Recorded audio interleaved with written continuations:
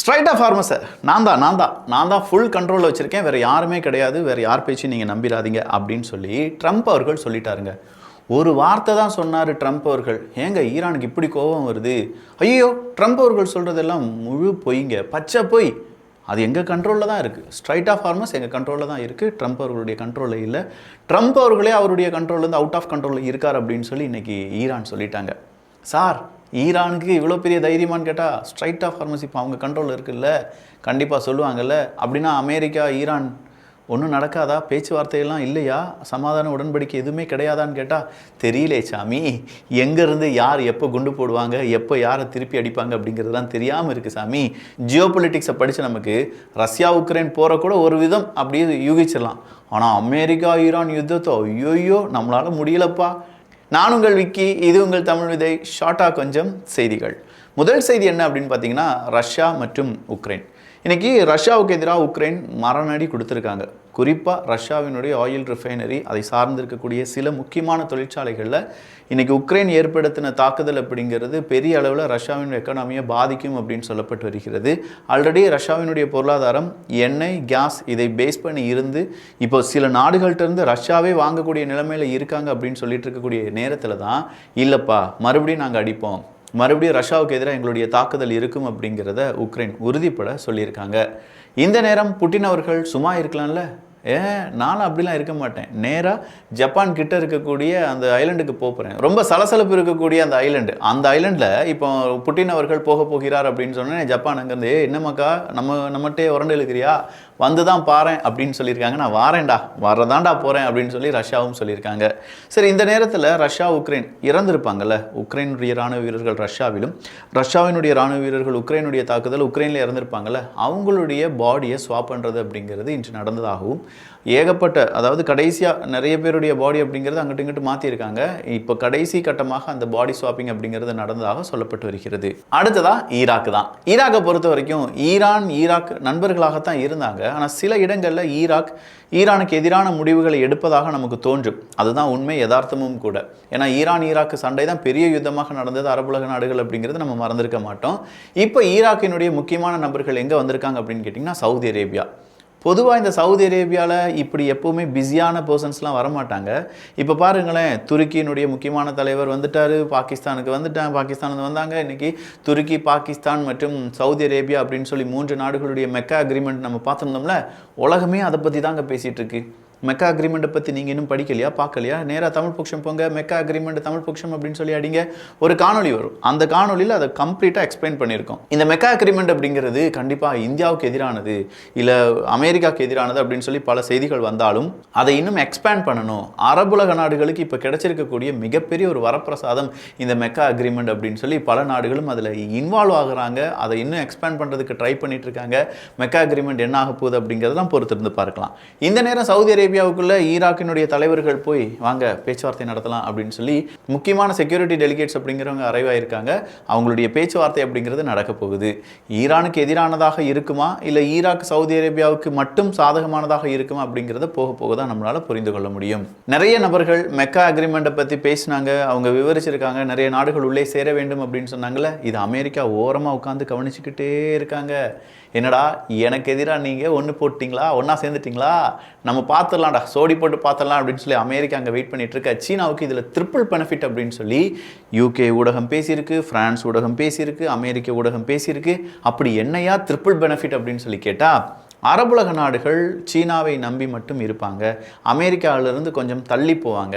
ஏன்னா இது அமெரிக்காவுக்கு எதிரான ஒரு திட்டமாகத்தானே இருக்குது. அமெரிக்காவுக்கு நேட்டோ இருக்காங்க, அமெரிக்காவுக்கு இன்னும் சில அமைப்புகள், முக்கியமான குரூப் எல்லாமே இருக்குது. ஆனால் மேற்குலக நாடுகளுக்கு அப்படின்னு சொல்லும்போது அமெரிக்காவுடன் சேர்ந்தான குரூப் தான் இருக்குது. அரபுலக நாடுகளுக்கு அப்படி ஒரு குரூப்பே இல்லாமல் இருந்துச்சு. அந்த குரூப்பை நாங்கள் தயார்படுத்திட்டோம்ல, அப்போ அமெரிக்காவுக்கு எதிராக நாங்கள் செயல்பட்டு கொண்டிருக்கிறோம் அப்படின்னு சொல்லி இந்த 3 நாடுகள் சொல்லாமல் சொல்லிவிட்டார்கள். அமெரிக்காவுக்கு எதிராக இந்த 3 நாடுகள் நிற்க வேண்டும் என்றால் அமெரிக்காவுக்கு ஈக்குவல் பவராக இருக்கக்கூடிய சீனா கூட இணைந்து தான் ஆக வேண்டும். அது சீனாவுக்கு ஒரு பெனிஃபிட். இதுதான் ட்ரிபிள் பெனிஃபிட்டில் first benefit.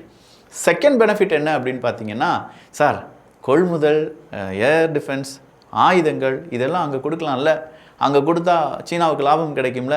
Business sir, business எப்போவுமே இந்த பிஸ்னஸ் மைண்ட்லேருந்து யோசிங்க அப்படிங்கிற மாதிரி இருக்குல்ல. ஸோ பிஸ்னஸ் அப்படிங்கிறது சீனாவுக்கு அடுத்த பெனிஃபிட். மூணாவது பெனிஃபிட் என்ன அப்படின்னு சொல்லி பார்க்கும்போது அதுதான் நட்பு. இந்த 3 நாடுகள் சீனாவுடனான நட்பை தொடரும் பட்சத்தில் சீனா மற்றும் அந்த முக்கியமான அரபுலக நாடுகள் அவங்க கூட இருக்கக்கூடிய நட்பு இன்னும் விஸ்தீகரமாகும். அப்படி பெருசாக மாற சீனாவினுடைய ஒட்டுமொத்த கை ஓங்க வாய்ப்புகள் இருக்குது. அப்படி ஓங்கியது என்றால் அமெரிக்காவினுடைய கை கொஞ்சமாக தாழ்ந்து வருவதற்கான வாய்ப்புகளும் இருக்கின்றன. ஸோ இதுதான் சீனாவினுடைய ட்ரிபிள் பெனிஃபிட் அப்படின்னு சொல்லி பல ஊடகங்கள் மெய்சில் இருக்க சொல்லியிருக்கிறார்கள். உண்மையிலே சீனாவுக்கு இது ட்ரிபிள் பெனிஃபிட் தான். ஆனால் அதையும் தாண்டி இந்த ஒரு கூட்டணியை, அதாவது மெக்கா பேக்ட் அப்படிங்கிறத இந்தியாவுக்கு எதிராக திருப்பலாம். அது வேணால் நம்ம ஆடட் அட்வான்டேஜாக 4th பெனிஃபிட் லிஸ்ட்டில் நம்ம சேர்த்துக்கலாமா அப்படின்னு கேட்டால் அதை சேர்த்துக்கலாம். ஏன்னா துருக்கியை பொறுத்த வரைக்கும் கண்டிப்பாக இந்தியாவுக்கு எதிராக களமிறங்குவாங்க. பாகிஸ்தானை பொறுத்த வரைக்கும் ஐயோ சொல்லவே வேண்டாம், இந்தியா எப்பண்டா வீழ்ச்சி அடையும், எப்பண்டா நாம இந்தியா மாதிரி வளர்ச்சி அடையலாம் அப்படின்னு சொல்லி யோசிச்சுட்டு இருக்கக்கூடிய ஒரு நாடு பாகிஸ்தான். ஸோ இவங்க 2 பேரும் ஒன்று சேர்ந்திருக்கிறார்கள். கூடவே சவுதி அரேபியா இருக்கிறதுனால இந்தியாவுக்கு ஓரளவு ஸ்டேபிளாக இருக்கலாம். பட் ஆனாலுமே இந்தியா என்ன செய்யும், கொஞ்சமாக இந்த 3 நாடுகளுடைய கூட்டமைப்பை விசித்திரமாக உன்னிப்பாக கவனித்துக் கொண்டே இருப்பார்கள் என்பதில் மாற்று கருத்து கிடையாது. இன்னைக்கும் ஒரு கேம்புக்கு, அதாவது ஏமன் நாட்டினுடைய ஒரு கேம்புக்கு எதிராக ஹூத்திஸினுடைய அட்டாக் அப்படிங்கிறது நடந்ததில் 2 நபர்கள் கொல்லப்பட்டார்கள் என்பது கூடுதலான தகவல். துருக்கி பல்கேரியா அடுத்த ஒரு ரயில் லிங்க் அப்படிங்கிறத ஓப்பன் பண்ண போறாங்களாம். ஸோ ஆசியா டு யூரோப் அப்படிங்கிறத கனெக்ட் பண்ணுறதுக்கு இந்த துருக்கி பல்கேரியாவினுடைய இந்த ரயில் ரூட் உபயோகமாக இருக்கும் அப்படின்னு சொல்லக்கூடிய தகவல் வெளியாகி இருக்கிறது. இது இன்னும் முடிவடையல, இப்போ தான் பேச்சுவார்த்தை நடந்துட்டு இருக்கு. அது முடிஞ்ச உடனே அதுக்கான அக்ரிமெண்ட் சைன் பண்ணுவாங்க. அந்த அக்ரிமெண்ட் சைன் பண்ணோன்னு வேலை அப்படிங்கிறத ஸ்டார்ட் பண்ணுவாங்க. பட் இப்போதைக்கு ஃபீசிபிலிட்டி ஸ்டடியா இது நடந்தால் பல நன்மைகள் இருக்கு அப்படிங்கிறத மட்டும் புரிஞ்சிருக்காங்க. போலந்து இன்னைக்கு ஒரு ரஷ்யரை கைது பண்ணாங்க. என்னப்பா விவரம் அப்படின்னு சொல்லி பார்த்தா அவர் வேற ஒன்றும் இல்லைங்க, போலந்து நாட்டுக்குள்ள ஒருத்தனை கொள்றதுக்காகத்தான் வந்தாங்க. இந்த ரஷ்யன் உள்ளக்க வந்து கொள்றதுக்கு ட்ரை பண்ணால் அதை நாங்கள் கண்டுபிடிச்சு தடுத்துட்டோம், அதனால் அவரை நாங்கள் அரெஸ்ட் பண்ணி வச்சிருக்கோம் அப்படின்னு சொல்லி போலந்து அரசாங்கம் இன்று செய்தியை வெளியிட்டு இருக்கிறார்கள். உக்ரைனுடைய ட்ரோன் இன்னைக்கு வைல்ட்பெரிஸ் லாஜிஸ்டிக்ஸ் ஹப் அப்படிங்கிற இடத்தை தாக்கி இருப்பதாக செய்திகள் வெளியாகி இருக்கிறது. இது ரஷ்யாவுக்கு ஏற்பட்ட பெரும் இழப்பு என்பதை நான் முதல்ல உங்ககிட்ட சொல்லியிருந்தேன். எல்னினோ 90% சூப்பர் ஸ்ட்ராங்காக தான் இருக்க போகுது, யாரும் இதிலிருந்து விடுபடவே முடியாது அப்படின்னு சொல்லக்கூடிய தகவல் வெளியாகி இருக்கிறது. இன்னைக்கு கூட சீனால ஃப்ளட் அப்படிங்கிறதும் பல ஆயிரம் மனிதர்கள் வெளியேற்றப்பட்டார்கள் என்கிற செய்தியும் நீங்கள் பார்த்துருக்க மாட்டீங்க. ஏன்னா அதிகமான செய்தி ஊடகங்கள் அது வரல. பட் உண்மையிலேயே இன்னைக்கு சீனாலெலாம் பெரிய அளவு மழை பெய்து கொண்டே இருந்தது. நம்ம ஊர்லேயும் சில இடங்களில் மழை, சில இடங்களில் வெயில்.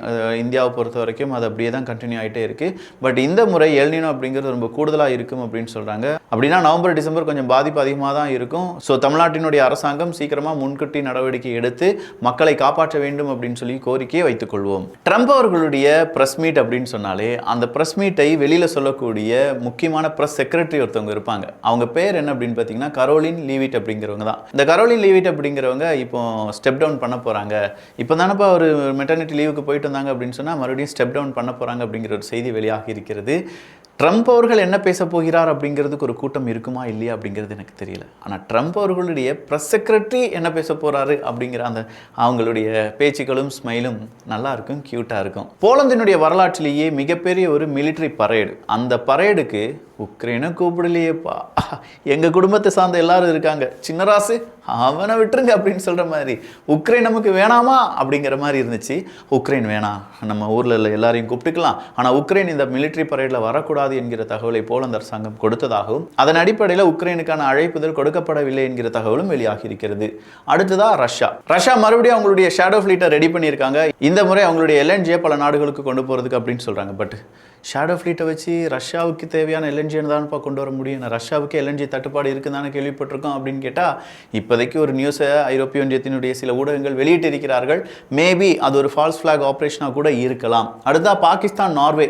எப்பா உலக நாடுகளில் பல சண்டைகள் நடந்துட்டு இருக்கு, பீஸ்ஃபுல்லாக சண்டையெல்லாம் முடிச்சிருங்கப்பா அப்படின்னு சொல்லி 2 நாடுகளுடைய தலைவர்களும் கேட்டுக்கொண்டிருக்கிறார்கள் என்கிற தகவல் வெளியாகி இருக்கிறது. ஒரு நியூஸாக இன்னைக்கு வெளியில் வந்திருக்கு என்பதும் குறிப்பிடத்தக்கது. ரோமில் இன்னைக்கு ஒரு ஃபேக்ட்ரி திப்புன்னு தீப்பற்றி எரிந்தது. என்ன ஃபேக்ட்ரி அப்படின்னு சொல்லி பார்த்தா அம்யூனிஷன் ஃபேக்ட்ரி தான்.